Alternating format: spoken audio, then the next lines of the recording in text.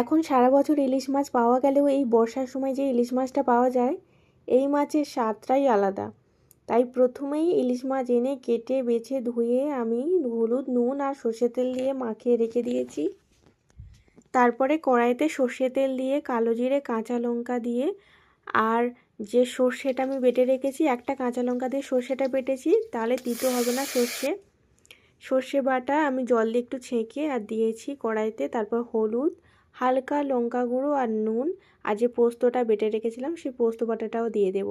খানিকক্ষণ কষিয়ে নিয়ে মাছটা আমি দিয়ে দেব। আর ইলিশ মাছ বেশিক্ষণ লাগেও না রান্না হতে। তারপরে ঢাকা দিয়ে রেখে দেওয়ার পরে ঢাকনা খুলে দেখুন কি সুন্দর গ্রেভিটা হয়ে এসেছে। আপনারা চাইলে এরকম নামিয়ে নিতে পারেন, বা আমি একটু ঝোল খাবো বলেই উপর থেকে জল দিয়েছি আর দুটো কাঁচা লঙ্কা দিয়েছি চেরা। তারপরে চেরা কাঁচা লঙ্কা দিয়ে আমি আর একটু খানিকক্ষণ ঢেকে রেখে উপর থেকে একটু সর্ষের তেল দিয়ে নামিয়ে নিলেই রেডি হয়ে যাবে আমাদের সর্ষে ইলিশ।